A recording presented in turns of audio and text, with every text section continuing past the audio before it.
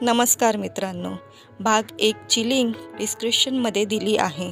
तर चला आता आपण पुढे बघूया नेहा आणि अभिनव अशी कोणती युक्ती करतात ते.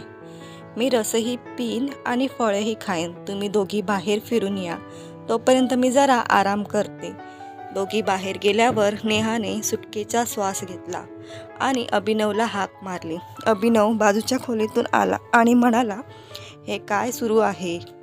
दोघीही ऐकायला तयार नाहीत. रात्री 12 वाजेपर्यंत तुझ्यासोबत असतात.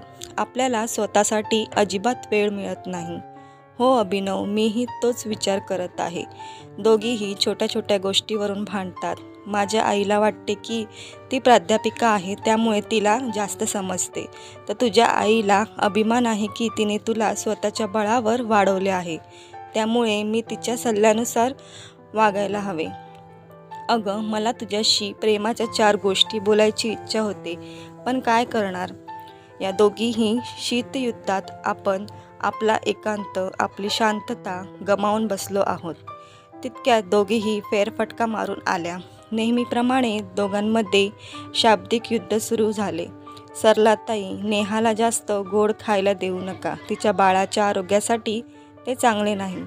पण नयनाताई, मी स्वतःच्या हाताने बनवलेले हे डिंक आणि सुकामेवाचे लाडू आहेत. गरोदरपणात माझ्या सासूबाई मला हे सर्व खायला द्यायच्या, त्यामुळे मला अभिनवच्या जन्मावेळी कोणतीही अडचण आली नाही. अभिनव जन्माला आला तेव्हा 4 किलो वजनाचा होता. तो इतका सुदृढ आणि सुंदर होता की नर्ससुद्धा त्याला मांडीवर घ्यायच्या. अभिनवने नेहाकडे पाहिले आणि दोघेही हसले. नेहाची आई कुठे माघार घेणार होती. ती लगेच म्हणाली, ताई, माझ्या सासूबाईंनी मला गरोदरपणात विविध प्रकारचे आयुर्वेदिक काढे आणि फळांचे सूप दिले होते. त्यामुळेच नेहा लहानपणापासून कधी आजारी पडली नाही आणि तिचा रंग किती गोरा आहे. माझ्या वहिनीच्या मुलाला लहानपणी कधी खोकला तर कधी ताप यायचा, पण नेहा खेळत उड्या मारत मोठी झाली. हे ऐकून अभिनवची आई लगेच म्हणाली, अहो ताई, बाळ गर्भात असताना असा कोणता काढा तुम्ही प्यायला दिला होता, जो प्यायल्यामुळे तुमची मुलगी अजूनपर्यंत निरोगी राहिली? असे कधी काही घडत नसते. तुम्ही कोणत्या भ्रमात जगत आहात? ताई, मी भ्रमात जगत नाही. प्रत्यक्ष अनुभव घेतल्यानंतरच मी हे सर्व सांगत आहे. माझ्या परिसरात कोणाची सून गरोदर राहिली तर तिच्या सासूबाई आधी तिच्या सुनेच्या खाण्यापिण्याची काळजी कशी घ्यायची याचा सल्ला घ्यायला माझ्याकडे येतात. भ्रमात तर तुम्ही जगत आहात. नेहमीप्रमाणे दोघांमध्ये शीतयुद्ध सुरू झाले. नेहा आणि अभिनव नेहमीप्रमाणे भांडण मिटू लागले. आता हे रोजचेच झाले होते. कधी होणार बाळ, हे मुलगा असेल की मुलगी, यावरून दोघी भांडायच्या. त्यामुळे नेहा आणि अभिनव या दोघांचाही दिवस दोघींचे भांडण सोडवण्यात जायचा. एकमेकांसोबत प्रेमाने वेळ घालवण्याची संधी त्यांना मिळत नव्हती. एके दिवशी अभिनव म्हणाला, नेहा, आता आपल्या या समस्येवर उपाय शोधायलाच हवा. आपण एक गंमत करूया. असे म्हणत नेहाने अभिनवच्या कानात काहीतरी सांगितले आणि दोघेही हसले. दुसऱ्या दिवशी सकाळी नेहाच्या वडिलांचा फोन आला.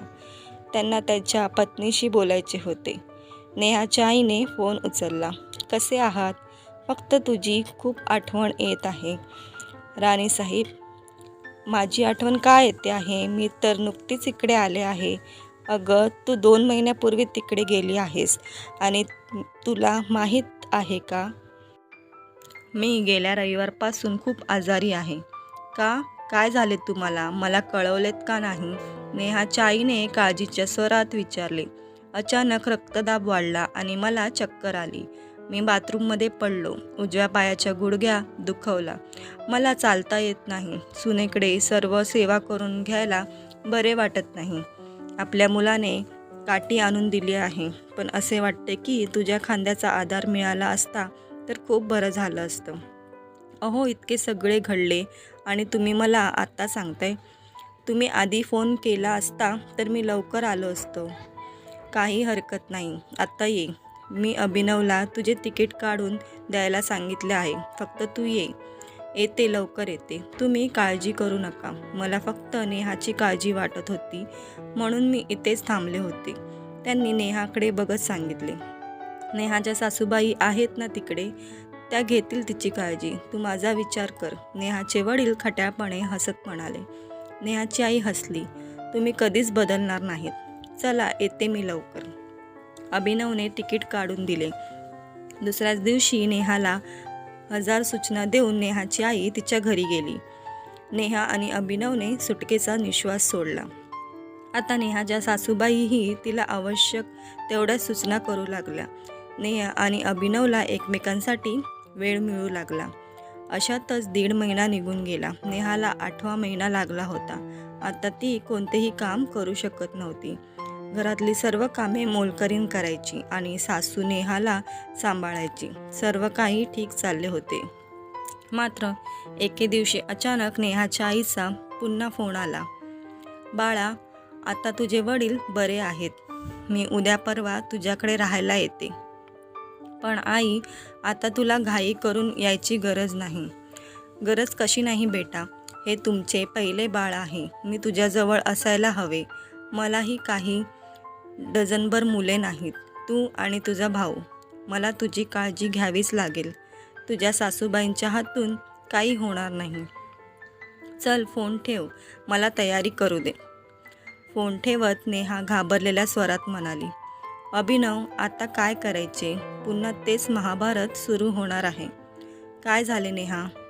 अभिनवने विचारले. आई पुन्हा राहायला येणार आहे. किती दिवस वडील पाय दुखत असल्याचं बहाणा करणार? नेहा उदासपणे म्हणाली. निराश होण्यासारखे काही नाही. आता तीच युक्ती माझ्या आईसाठी वापरायची. तू थांब, मी काहीतरी विचार करतो. दुसऱ्या दिवशी सकाळी अभिनव त्याच्या आईकडे गेला. आई, तुला आठवते का, गेल्या वर्षी तू शिमल्याला होणाऱ्या महिला उद्योजकांच्या चर्चासत्रात सहभागी होणार होतीस. तुला तिथे होणाऱ्या कार्यशाळेत भाग घ्यायचा होता. पण शेवटच्या क्षणी लतिका काकूंची तब्येत बिघडली आणि तुम्ही दोघीही जाऊ शकलात नाही. हो बेटा, तुझ्या लतिका काकूची तब्येत बिघडली होती आणि मला तिच्याशिवाय एकटीला जायचे नव्हते. त्यामुळे मी जाऊ शकले नाही. यावेळेस लतिका काकूंनी पूर्ण तयारी केली आहे. तू जाशील ना त्यांच्यासोबत? नाही बाळा, यावेळेस मी जाऊ शकणार नाही. माझा नातू येणार आहे. पुढच्या वर्षी जाईन. पण आई, कदाचित तुझी ही इच्छा कधीच पूर्ण होणार नाही. कारण पुढच्या वर्षी लतिका काकू त्यांच्या सुनेसोबत हैदराबादला असेल. तुझ्यासाठी ही सुवर्ण संधी आहे आणि तू नातवाची काळजी का करतेस? तू जोपर्यंत शिमल्यात असशील तोपर्यंत नेहाची आई त्याची काळजी घेईल.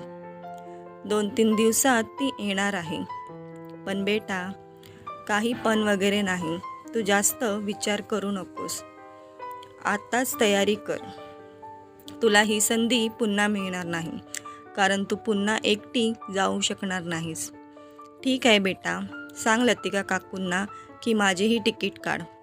अभिनवची आई सामान भरू लागली.